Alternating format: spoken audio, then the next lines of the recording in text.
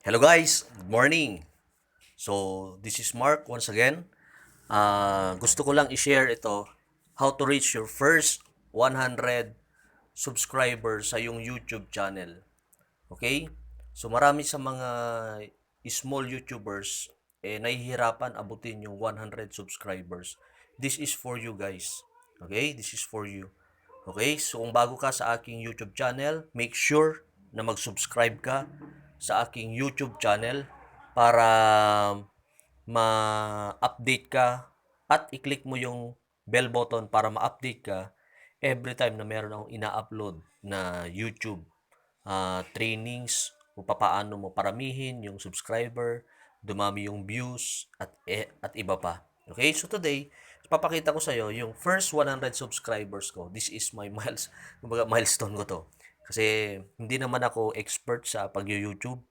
Ang totoo, baguhan ako sa YouTube. Sa YouTube. Okay? So, ano ba yung ginawa ko kung bakit ko naabot yung 100 subscriber ko?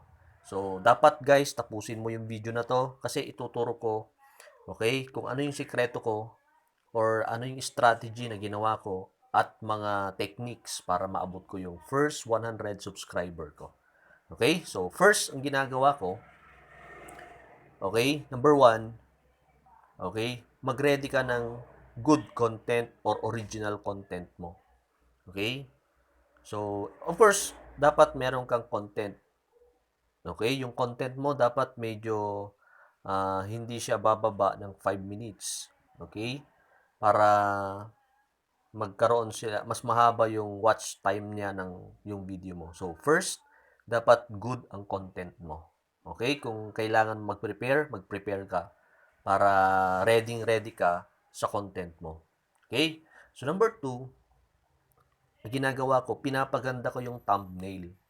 Yung thumbnail, eto kasi yung unang nakikita ng mga viewers sa YouTube. Siyempre, okay? At dapat maganda yung title. Okay? Maganda yung title niya at kumbaga catchy yung title niya, yung madaling tandaan at madaling kumbaga readable siya. Okay? Lalong-lalo pag tinarget mo yung lalong-lalo pag yung niche market mo na-target mo yung gusto nila. Okay? So first, inulit ko, maganda yung content mo, tapos yung thumbnail mo, at number three, yung description, kumbaga parang related dun sa yung title. So, maglagay ka sa title mo halimbawa yung title mo, Make Money Online. Sa description, dapat meron ding Make Money Online. Okay? And at least, tatlong beses mo yun na mailalagay doon. Tapos maganda, ilagay mo rin yung related topics. Halimbawa, make money online, paano kumita ng pera, paano kumita ng pera sa YouTube, mga ganon. So, yun mga related topics, ilagay mo rin yun. Kasi, pag nag-search sila, lalong-lalo sa YouTube, lalabas yun. Okay, lalabas yun. Okay, so number four, ginagawa ko, importante yung tinatawag nilang tag. Kung mapapansin mo kapag nag-upload ka ng YouTube mo, okay, sa ilalim nun may tagging. Ang tagging dyan lumalabas yung recommendation at saka suggestion ni YouTube. Okay, halimbawa, ang market natin is make money online. Siyempre, yung mga matataas ang views kapag nakatag doon, kapag pinanood nila yun, sa ilalim nun, nandun yung mga video mo. Okay? So, hindi ako expert, hindi rin ako malaki sa YouTube na. Pero pag i-type mo yung paano kumita ng pera sa online, nasa first page yung aking mga videos.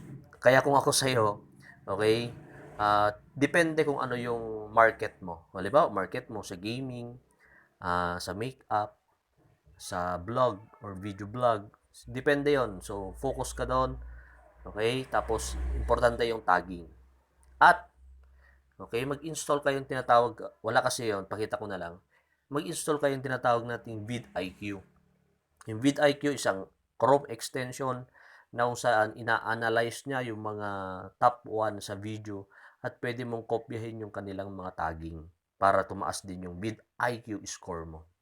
Yun yung 5 na ginagawa ko na kung saan naabot ko yung 100 subscriber. Okay, maganda.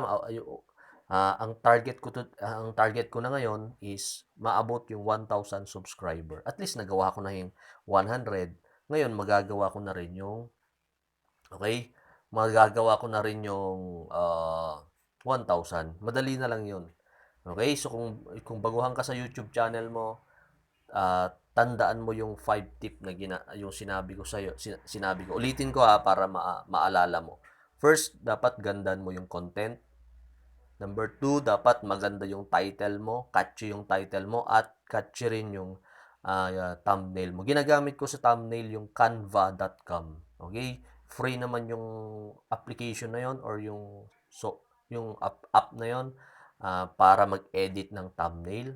Number 3, sa description dapat 3 beses mong banggitin yung related dun sa title mo. Tapos yung tagging mo dapat mataas yung may tagging ka dun sa mismong niche market mo. At yung last, okay, i-install mo yung vidIQ. Okay? At guys, dapat tandaan mo pala, kapag dapat kino-convince mo sila na mag-subscribe sila sa channel mo. Para once na kapag nag-subscribe sila, every time na meron kang ina-upload, nakikita nila yon. Okay? So, sana sa video na to, sa aking na ginawa, sana may natutunan ka at sana i-apply mo yung 5 na steps na ginawa ko kung bakit ko naabot yung 100 subscribers.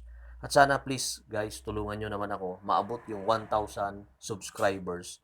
Okay? At kapag naabot ko yung 1,000 subscribers, okay, i-share ko rin naman yung ginawa ko, technique ko dito sa aking channel.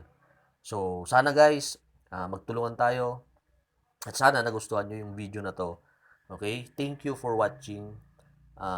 So again, kung hindi ka pa subscribe sa aking channel, click mo na yung subscribe button at i-open mo yung bell or para ma-notify ka sa susunod na aking video na i-upload. So yun lang guys. This is Mark Christopher Gaalim. Okay? Thanks for watching. Good luck and God bless.